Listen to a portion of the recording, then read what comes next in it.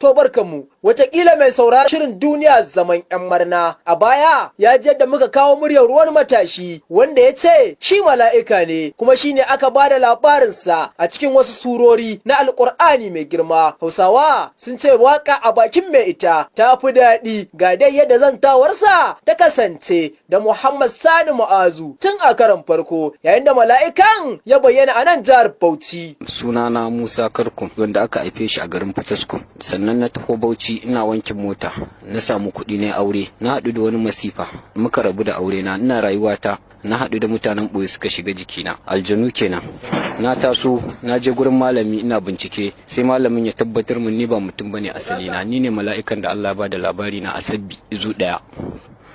Shine na kama bincike, sai wani mala'ika ya zo same ni a Abuja a wani ƙauye ina zaune, yake ce min tabbas in je in samu malamai a cikin Najeriya ko Bauchi garin da aka fara zalunta ta ko Fataskun, in sanar da su da cewa da gaske ni ba mutum bane mala'ika ne, amma mala'ikun da suka biyayya wa Allah suna cikin sama suna zaluntar musulunci, su suka kirkiri Boko Haram. Kai kana cikin mala'ikun da suka bin Allah ne ko kai kana cikin wanda suka bi Allah? Ni mala'ikan da ba a yi wa damara bane.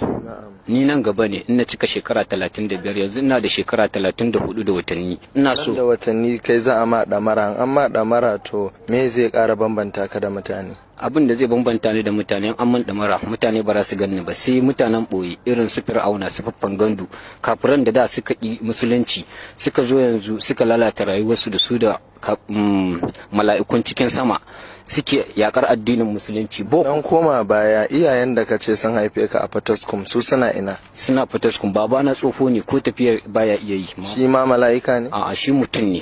To ya aka yi mutum ya haifi mala'ika? Allah dama haka yake, ka tuna da su Abubakari, su Sayyidi Ali, su Shehu Usmanu dan Sokoto ne. Shehu Sayyidi Ali dan Najeriya ne. A nan amma ban san kasar. Sayyidi Ali kana nufin sahabin manzon Allah wanda matsayin mala'iku ne, kuma ka ce dan Najeriya ne? Dukansu 'yan Najeriya ne, ka tambaya sosai. Shine yake so in sanar da malamai su yi bincike sosai da mutanen garin cikin Bauchi. Ka ce an kai ne aka yi maganan ka a Sabbi, wata aya kenan? Sabbi bismi rabbikal a'la. To wannan ayar binciken Sabiro Karkum ne. A Sabbi bismi rabbikal a Sabbi din su fifu Ibrahim wa Musa, ko Musa ko dan gidan Annabi Ibrahima ko dan gidan Annabi Yahaya. Sufi Ibrahim wa Musa, kai ne Musan kenan? Ni ne Musa. To ina ga Annabi Musa kuma da aka aikowa a Taura? Wannan labarin ba shi bane a gabana. Labarin da nake so ku taimaka ku yada a duniya kenan. Wannan labarin Boko Haram. Aya ga sabbin ba wani aya kuma da sunan ka zuwa Qur'ani? Akwai. Wailul likulluhum wazatul maza wajen kallalayin bazan bulhu dama.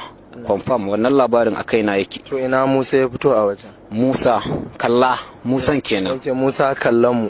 Na'am. Musan kenan. Na'am. Akan ka akai wannan ma. Confirm, ka bar wasa da Allah. To baya ba komai bane, amma Allah ba daukan mutum ba komai ba. Na'am. To baya ga wannan yanzu ka ce kana so duniya ta san cewa kai ba mutum bane, mala'ika ne. Su iyayenka ka faɗa musu cewa kai fa ba dan su bane? Suna sane ni dan su ne, amma nan gaba ba mutum bane ni. Nan gaba ne zaka zama ba dan su ba? A'a, baran taba fita ba dan su ba.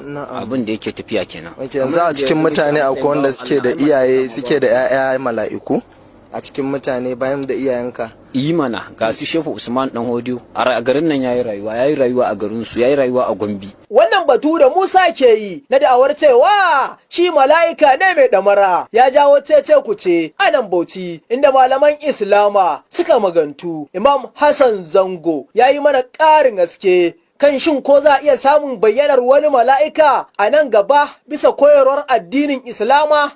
To wannan kaga kenan an samu gane cewa mala'ika ne saboda ne da nassan hadisin annabi, wato manzon Allah ya nassanta cewa mala'ika ne. To a kenan wannan na nuna a yau ni ko kai ko wani na ta bangaren abin da ya shafi malanta kenan, ko wani malami ko wani wato waliyi cikin waliyai ko wani masani cikin masana ba zai iya zuwa ya zo kawai ya kalle ka ya kai malam mudu bai ce wannan kai mala'ika ne, ko kuma ya kalle ya ce ni mala'ika ne ba, ko kuma ni in ce ni mala'ika ne, ko kuma kai ka ce kai mala'ika ne ba. Me shaida? Dama nassin shine shaida din, manzon Allah ya fadi ko kuma Qur'ani ya ce wannan mala'ika ne. Da haka tabbas akwai jinsin da ake kiransa mala'ika, amma yanzu babu wani wanda zai bayyana ya ce shi shine mala'ika da. Tuni dai Malam Musa ya gurfana a ofishin Hizba na jihar Bauchi bayan rundunar ta Hizba ta samu korafi kan Musa na da awar shi mala'ika ne kuma mai ceton al'umma, inda shirinmu na gaba za ku ji yadda aka wanye tsakanin Musa da hukumar Hizba.